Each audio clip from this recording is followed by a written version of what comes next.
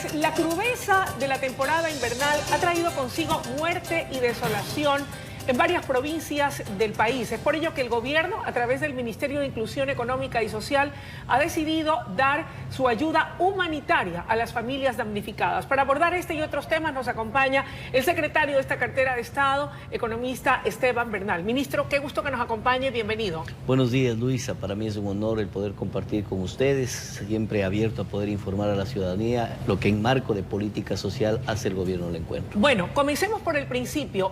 ¿Cuántas son en total las zonas que han sido debidamente identificadas como zonas de desastre en el país que van a recibir la ayuda humanitaria? Bueno, hay que dividir en dos, ¿no? De alguna forma, la totalidad de los puntos de afección podrían ser alrededor de 26 puntos en todo el país. Aquí en la provincia del Guayas, en la provincia de Manabí, existen también problemas en la provincia de Esmeraldas, pero sin embargo 8 de ellos son realmente críticos, empezando por el sector de Zaruma en la provincia del Oro, bueno, que además de la época invernal también conocemos el antecedente por el cual se generó este socavón.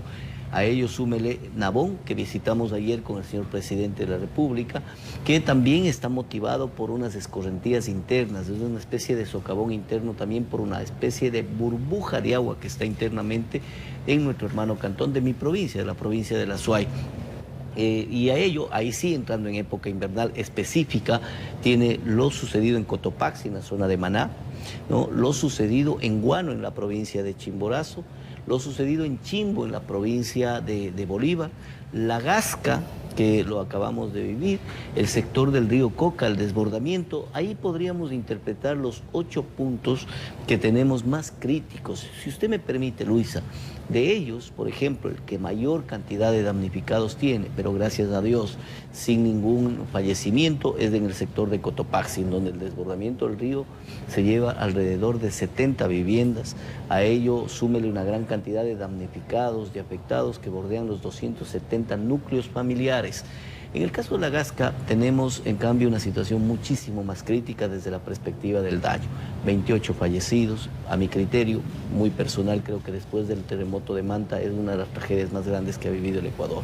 Ministro, sin duda, y todos lo lamentamos. Ahora, en lo que concierne a la ayuda que van a recibir las familias de los damnificados, también los familiares de las personas fallecidas, ¿cuál es esa ayuda humanitaria? ¿En qué consiste y qué tienen que hacer las familias para poder acceder a ella? Bueno, debo mencionarle que como Ministerio de Inclusión Económica y Social nosotros acudimos de manera inmediata en el momento de darse los hechos. Por ejemplo, en el caso de La Gasca estuvimos a las 8 de la noche del día 31 de diciembre para en un principio dar una contención psicosocial a los damnificados. ¿Esto qué quiere decir?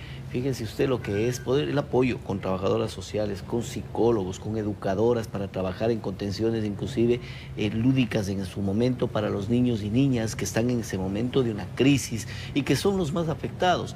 Por ello, para nosotros no escatimamos esfuerzos. La ciudad capital se divide en 3 distritos, norte, sur y centro.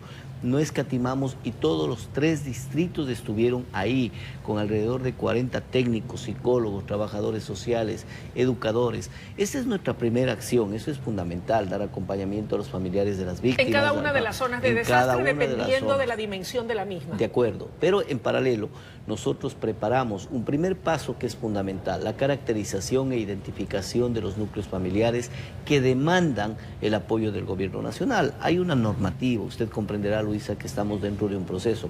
A pesar de la emergencia, damos la celeridad. Este paso se lo da con la Secretaría de Riesgos, se identifica los núcleos familiares. En el caso de La Gasca, logramos en los primeros días identificar al 85%. Los otros 15% hemos estado en estos días por las dificultades del trabajo previo operativo. Eso nos permite llegar con ayuda humanitaria. Cuando hablamos de la ayuda humanitaria, además, ¿hay algún tipo de presupuesto o ayuda económica? ¿Qué pasa con aquellas familias que, como por ejemplo en el caso de Zaruma, han debido abandonar sus hogares? Me imagino que son llevadas a albergues hasta que se pueda ayudarlas de mejor forma a tener un lugar estable. Hay un protocolo que se establece claramente a través de los COE, sean estos cantonales, provinciales o nacionales. Entre ellos, por ejemplo, la estructuración de los albergues temporales se lo realiza por parte de la Secretaría de Riesgos.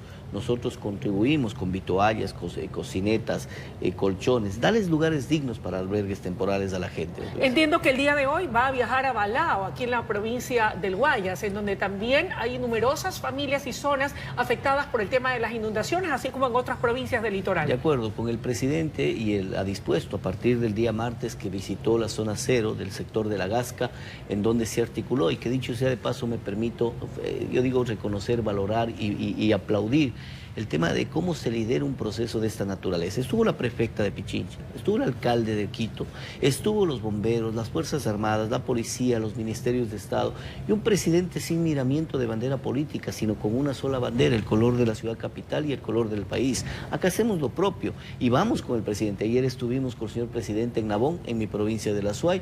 Hoy estamos en contados minutos saliendo con el propio presidente, con el ministro de Obras Públicas, con el secretario de Riesgos, directamente a Balao. Y mañana estaremos en Cotopaxi, y así sucesivamente, al menos en estos 8 puntos. La verificación del primer mandatario en situ puede verificar, puede valorar cada una de las necesidades que tiene la sociedad. Importante lo que dice, porque seguramente hay gente que nos está viendo a esta hora de la mañana ahí en Balao, en la zona afectada.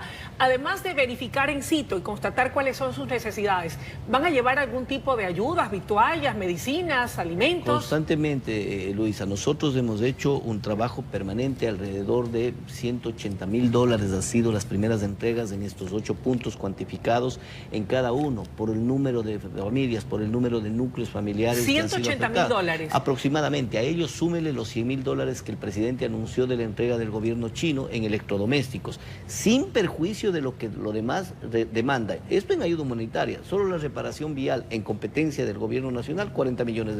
Estamos hablando de que en lo que concierne directamente al Ministerio de Inclusión Económica y Social corresponde una partida de ¿cuánto para atender todas estas emergencias, sobre todo en estos 8 puntos críticos? Hay que dividir en dos. El bono de contingencia, que es un bono que se entrega por una sola vez a las personas o a los núcleos familiares damnificados, es aproximadamente $252. Es lo que se entregó a Zaruma ya, está presto para entregárselo a Nabón y a Aguano y a Chimbo, y estamos en el proceso para estas nuevas áreas que han sido damnificadas.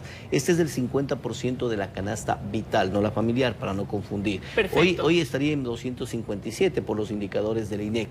Este bono es lo uno, tenemos $500.000 para el año, en el año 2022, en la proforma. Aspiramos que no lleguemos a usar la totalidad, porque eso significaría que hemos tenido mayores cantidades de contingencias y desastres. Los primeros gastos que estamos realizando en estos 2 años, estos 2 meses, son muy consistentes. Aspiremos de que el invierno no sea tan crudo en los próximos meses, y a ello súmele la ayuda humanitaria.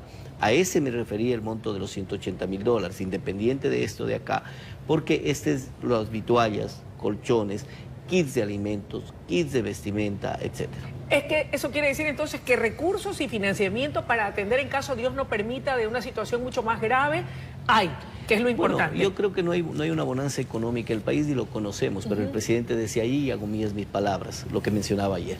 Los recursos, cuando se optimizan y se los direcciona bien y no se los desvía, siempre van a Enhorabuena.